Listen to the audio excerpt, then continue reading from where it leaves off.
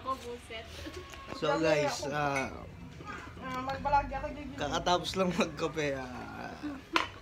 Kaya sabi ko nga, proud na proud ako ngayong araw. Proud na proud ako, dito magkita akong balik ko lang. Nakikikape din siya. Oh. Kasi sa amin lang talaga maraming kape. Murang kape eh. Tungkol sa pagiging proud guys, proud ako kasi nakakain ako ng 3 tinapay na patago.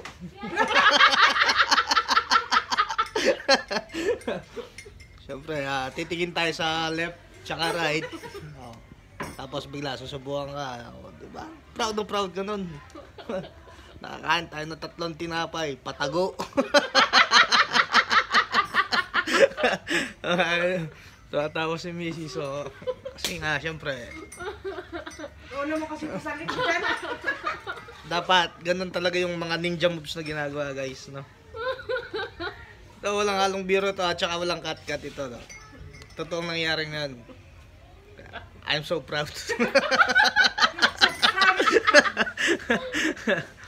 Alam niyo ba yung tinapay, ang tawag kaya doon? Yung parang mamon siya na pero matigas, pabilog.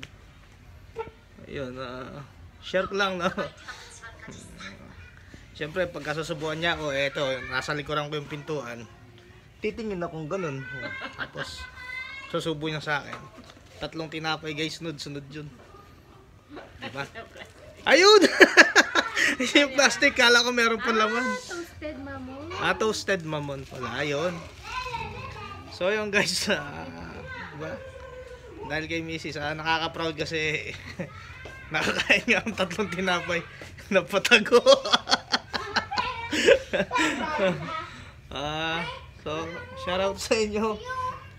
Jen, ano naman sinasabi mo tungkol sa jowa mo? It's not your fault. It's not your fault, it's my fault. Anong pangalan kasi nun? Secret! Taga Valenzuela. So yun guys, siguro hanggang dito na lang itong video natin kasi sa bahay, ubos naman na yung kape ko, nakapagkape na ako. Ayan, nagkakape kami ngayon. Nanonood siya ng Korean novela.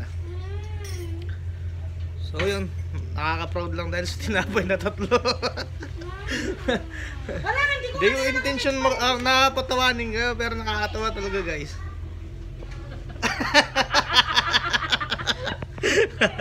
So diba? So yun, dito lang muna, bye bye. See you on the next one. Boom!